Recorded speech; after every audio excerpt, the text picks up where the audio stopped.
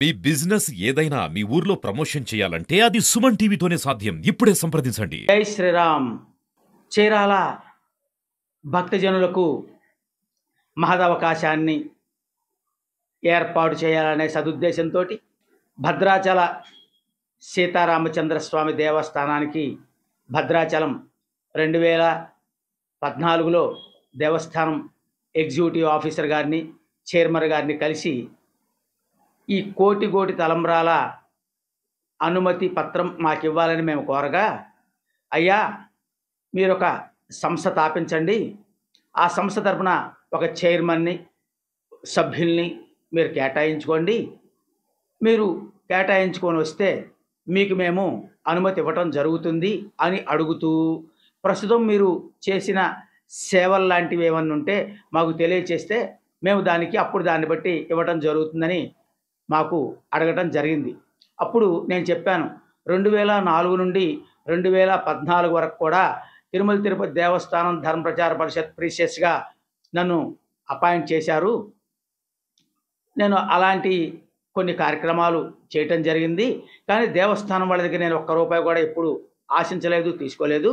అట్లానే కొన్ని సంవత్సరాల పాటు వైద్యశాలలో నేను అందరికీ ఉచిత సేవలు అందించాను. అట్లానే ఇట్లా చిన్న చిన్న సేవలన్నీ కూడా నా శక్తి కొద్దీ ఎవరి సహాయ సహకారాలు లేకుండా నా సొంతంగా చేయటం జరిగింది. నేను వాళ్ళకి, చైర్మన్ గారికి, ఈఓ గారికి చెప్పడం జరిగింది. వెంటనే వాళ్ళు మాకు అనుమతి పత్రం ఇవ్వటం జరిగింది. నేను ఇక్కడ వచ్చి శ్రీ రఘురామ భక్త సేవా సమితి అని 2014లో స్థాపించి, ఆ సంవత్సరం స్వామివారికి కోటి తలంబ్రాలు సమర్పించుటకై మొత్తం నేనే ఖర్చు మొత్తం భరిస్తూ, ఆ ఖర్చులో స్వామివారికి పసుపు, కుంకుమ, తలంబ్రాలు అన్నీ కూడా ఇక్కడ వలిపించి ఖర్చు మొత్తం నేను భరిస్తూ చిన్న ఊరేగింపు చేసి, ఆ ఊరేగింపులో భాగంగా ఊరేగింపుకు వచ్చిన వాళ్ళని 6 భక్తులను భద్రాచలం ఉచితంగా తీసుకెళ్ళటం జరిగింది. అక్కడ దర్శనము, వసతి, భోజనాలు అన్నీ కూడా నేనే నా సొంత ఖర్చులతో, నా జేబులో ఖర్చులతోటి ఏర్పాటు చేయటం జరిగింది.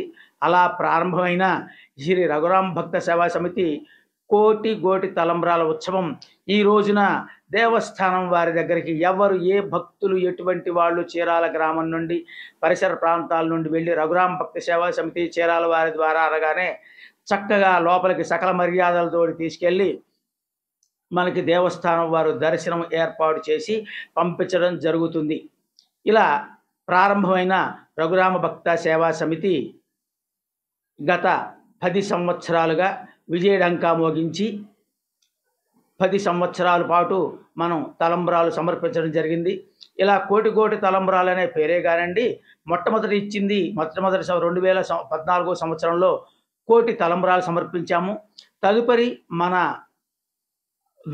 మన ప్రవర్తన, మనం నడిపిన విధానం చూసి శ్రీరామనవమి పండుగ రోజే, అదే రోజే ఈఓ గారు పక్కకి పిలిచి, నెక్స్ట్ ఇయర్ కూడా మీకే ఇస్తున్నామండి అంటే, ఏమండి నాకు కొంచెం వృద్ధాప్యంలో ఉన్నా, నేను ఆ వయసులో నేను చేయలేనండి అంటే, కాదు మీరు చేస్తే చాలా చక్కగా ఆచారం ప్రకారం సంప్రదాయంగా చేశారండి. అలానే ఆ మూటలు కట్టుకొని తీసుకురావటం కూడా స్వామివారికి చాలా అద్భుతంగా చెప్పారు మా పూజారులు కూడా. అందుకని మీరు ఈ తీసుకొచ్చిన పూజా సామాన్లన్నీ కూడా హోమశాలలో ద్రవ్యాలన్నీ అందజేయటం జరిగింది. మీరు అంత చక్కగా పవిత్రంగా చేశారు కనుక రెండవసారి మీరు అడగకుండానే మేము అనుమతి పత్రం మీకు ఇవ్వటం జరుగుతుందని అప్పటికప్పుడు అనుమతి పత్రాన్ని ప్రింట్ చేసి మమ్మల్ని అడిగి వాళ్ళు వాలంటరీగా మాకు ఇవ్వటం జరిగింది. ఆ సంవత్సరం వాళ్ళు 4 టన్నుల ధాన్యం అడగటం జరిగింది. భగవంతుడు మేలు చేసి అవకాశం ఉన్నంత వరకు మ్యాక్సిమం వాళ్ళు అడిగినంత వరకు కూడా 2020 లాక్డౌన్ వచ్చేంత వరకు కూడా వాళ్ళకి సమర్పించడం జరిగింది. లాక్డౌన్ దగ్గర నుండి మనం పంపించే విధానం వల్ల కానీ, ఈ పసుపు, కుంకుమలు, గులాలు, నూనె, నెయ్యి లాంటివి సమర్పించడం వల్ల కానీ వాళ్ళు కొంచెం ఎక్కువ అడుగుతున్నారేమో అని అనిపిస్తుంది.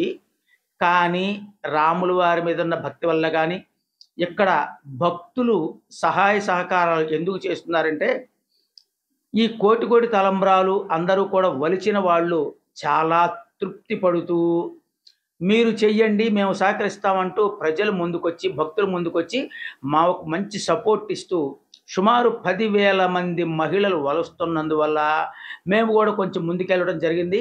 ఇలాంటి పరిస్థితుల్లో 2020లో మేము అనుకున్నది ఏంటంటే, అక్కడ తలంబ్రాలు కలుపుతున్నారు, మనం కూడా ఇక్కడ తలంబ్రాలు కలిపితే ఎలా ఉంటది అని వారిని మేము ఊహించి వాళ్ళని మేము అడగడం జరిగింది. అడిగితే, "అయ్యా, ఇప్పటివరకు దేవస్థానంలోనే కలుపుతున్నారు. ఎక్కడైనా తలంబ్రాలు తయారు చేస్తున్నారు కానీ, తలంబ్రాలు కలపడం అనేది ఎక్కడా అవకాశం ఇవ్వలేదు. కానీ మీరు చేస్తున్న విధానానికి కానీ, మీరు సమర్పిస్తున్న ద్రవ్యాల వల్ల కానీ, మాకు చాలా తృప్తికరంగా ఉన్నాయి కనుక, మీరు కలుపుటానికి అనుమతిస్తున్నాము" అని చెప్పని మనకి అనుమతి ఇవ్వడం జరిగింది. ఆ అనుమతి వలన 2020లో ఇక్కడ స్వామివారికి పంపించే తలంబ్రాల బియ్యంలో కొన్ని మనం ఇక్కడే పసుపు కుంకుమలు కలిపి వారికి అక్షంతలుగా తయారు చేసి పవిత్రంగా వాళ్ళకి చేర్చడం జరుగుతుంది. అలా ఈ 2024 సంవత్సరం లెక్క ప్రకారం అయితే అయోధ్యలో ఈసారి 1,00,00,000 తలంబ్రాలు సమర్పించాలి అనే ఆలోచనతోటి మేము అనుమతి పత్రానికి వెళ్ళలేదు. కానీ దేవస్థానం వాళ్ళు ఎందుకు మీరు మారేశారు అని అడిగిన దాని మీదట, అయ్యా, నేను కొంచెం చేయలేకపోతున్నాను, పరిస్థితులు అనుకూలం తక్కువగా ఉన్నాయి అని చెప్పి నేను చేసే ఆలోచన చేయలేదండి. కానీ దేవస్థానం వారు ఈఓ గారు, ఏఈఓ గారు, అక్కడ దేవస్థాన సహోద్యోగులు అందరూ కూడా ఏమైనా మీరు చేయాల్సిందేనండి, దేవస్థానంలో 1,00,00,000 తలంబ్రాలు అనంగానే చేరాలా అనే గుర్తొచ్చే స్థితిలో ఉన్నది. మీరు అలా ముత్యాలు సమర్పించారు, నెయ్యి సమర్పించారు, ఇన్ని సమర్పించిన తర్వాత మీరు మానటం బాగోదండి అంటే, అయ్యా, వయసుతో పాటు వచ్చే మార్పులు వస్తున్నాయి కనుక నేను చెయ్యలేను అని చెప్పి కూడా నేను వాళ్ళకి చెప్తే, ఎట్టి పరిస్థితుల్లో మీరు చెయ్యాలండి, మీరు మీ బాబుకి అప్పగించండి, మిగతా సభ్యులకు కూడా అప్పగించండి అని చెప్పని వాళ్ళు మనకి చెప్పడం జరిగింది. మిగతా సభ్యులను అడిగితే వాళ్ళేమంటారంటే, మా చుట్టుపక్కల ఉన్న భక్తుల్ని, ఏవండి, శ్రీరామనవమి వారం ముందో 10 రోజుల ముందో మేము చేస్తాం కానండి, 6 మాసాలు ముందు నిలవ ఉండి చెయ్యాలంటే కొంచెం కష్టంగా ఉంటుందని చెప్పి అన్న దాని మీదట తప్పనిసరి పరిస్థితుల్లో మళ్ళా అనుమతి పత్రాన్ని తెప్పించి అనుమతి పత్రాన్ని ఇవ్వగా అడిగితే వాళ్ళు 25,000 కేజీల బియ్యం కావాలని చెప్పని ఈ సంవత్సరం మనల్ని అడగటం జరిగి అదే అంకెని అనుమతి పత్రం మీద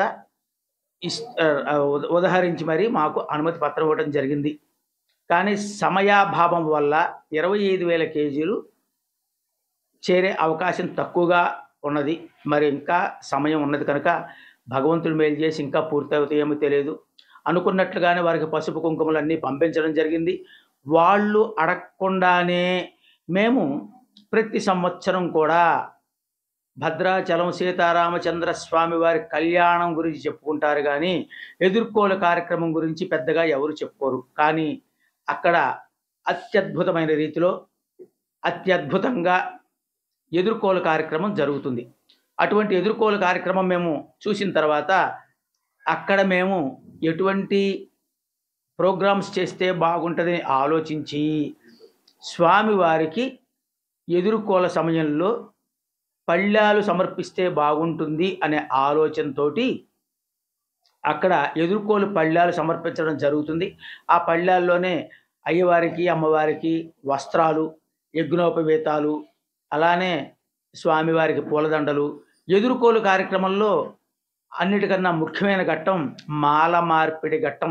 అటువంటి మాల మార్పిడి ఘట్టానికి కొన్ని వేల రూపాయలతోటి మనం ఇక్కడి నుంచి దండలు తయారు చేసుకొని తీసుకువెళ్ళటం జరుగుతుంది. ఇటువంటి కార్యక్రమాలన్నీ కూడా నడుపుతూ ఉంటే ఒక్కొక్క సంవత్సరం ఒక్కొక్క ఇంప్లిమెంట్ జరుగుతూ కొంచెం భారమైన స్థితిలో ఉన్నా కూడా ప్రజల యొక్క సహాయ సహకారాలతోటి ఆర్థిక వనరుల వలన వాళ్ళు సహకరిస్తున్నందువల్ల కానీ, వడ్లు తయారు చేయడం వల్ల కానీ, వడ్లు మనకు అమ్మేవాళ్ళు కూడా చక్కగా సహకరిస్తున్నందువల్ల, దాతలు కూడా ముందుకొచ్చి ఇస్తున్నందువల్ల మనం చేయటం జరిగింది. అట్లానే 4 సంవత్సరాల క్రితం సుమారుగా 2019లో 2 కేజీల వెండితోటి సుమారుగా ఒక వెండి శంఖుని తయారు చేయించి ఇవ్వటం జరుగుతుంది. ఇలా ప్రతి సంవత్సరం కూడా ఏదో ఒక ప్రత్యేకమైన మనం బహుమతి ఇవ్వటం జరుగుతుంది స్వామివారికి. గత 4 లేక 5 సంవత్సరాల నుండి మనం అక్కడ స్వామివారికి ప్రతిరోజు దివిటి వెలిగిస్తే ఆచారం ఉన్నది. ఆ దివిటీకి పట్టే క్లాత్ మొత్తాన్ని కూడా సంవత్సరం మొత్తానికి పనికొచ్చేలాగా, ఉపయోగపడేలాగా మనం ఇక్కడి నుంచే పంపించడం జరుగుతుంది. గత 4, 5 సంవత్సరాలుగా దేవస్థానంలో వాడే పసుపు మొత్తం కూడా మన చీరాల నుండే వెళ్తుంది. అంత గొప్ప కార్యక్రమాన్ని చీరాల వాళ్ళు మంచి సహాయ సహకారాలు అది చేయటానికి సహాయ సహకారాలు అందిస్తున్నారు. అలానే ఈ కోటి కోటి తలంబ్రాలు సహాయ సహకారాలు అందించడమే కాకుండా అందించిన వాళ్ళు, ఆ సహాయక సహకారాలు అందించిన వాళ్ళు రాముల వారి యొక్క భక్తి తత్పరత వలన చక్కగా మేలు జరుగుతుందండి. మేము మరలా ఇస్తాము అని వాళ్ళే వచ్చి, వాళ్ళే వలవటము, చక్కగా సహాయ సహకారాలు అందించడము కూడా మనకి జరుగుతూ ఉంది. అలానే ప్రతి సంవత్సరం కూడా ఈ కోటి కోటి తలంబ్రాలని పవిత్రమైన మనసుతోటి, పవిత్రమైన వస్త్రాలతోటి కూడా బయలుదేరే ముందు అంటే శ్రీరామనవమి 4 రోజుల ముందు శుభకరణ, శుభయోగ, శుభ సమయములందు ఆ కోటి కోటి తలంబ్రాలను పసుపచ్చ వస్త్రాల్లో మూట కట్టి అవి స్వామివారికి సమర్పించడం జరుగుతుంది. ఈ నెలలో కూడా ఈ సంవత్సరం కూడా నిన్న మార్చి 30వ తారీఖున స్వామివారికి పసుపు దంచి, కొన్ని వందల మంది మహిళలు పసుపు దంచి ఆ తలంబ్రాలను కలిపి ఆ మూటలు కట్టి రెడీగా పెట్టడం జరిగింది. అటువంటి మూటలని రేపు మేము 16వ తారీఖున లేదా 15వ తారీఖు రాత్రి కానీ స్వామివారికి సమర్పించడం జరుగుతుంది. ఇటువంటి సహాయ సహకారాలు అందిస్తున్న మాకు ఈ చీరాల చీరాల ప్రజలు, ఇతరితర మాకు సహాయం చేస్తున్న దాతలకు కూడా ధన్యవాదాలు చెప్తున్నాను. అట్లానే దేవస్థానం వారు కూడా మాకు మంచి సహాయ సహకారాలు అందిస్తున్నారటలో ఎటువంటి సందేహం లేదు. కాకపోతే 4 రోజులు అక్కడ ఉండవలసి వస్తుంది. భద్రాచలంలో మంచి ఎండ సమయం కావడం వల్ల ఆ 4 రోజులు అక్కడ ఉండటానికి కొంచెం శ్రమకి ఓర్చి మరి రామయ్య మీద ఉన్న భక్తితోటి ఆ ఎండను లెక్క చేయకుండా ఉండి చక్కగా కార్యక్రమాలు పూర్తి చేసుకొని రావడం జరుగుతుంది. జై శ్రీరామ్.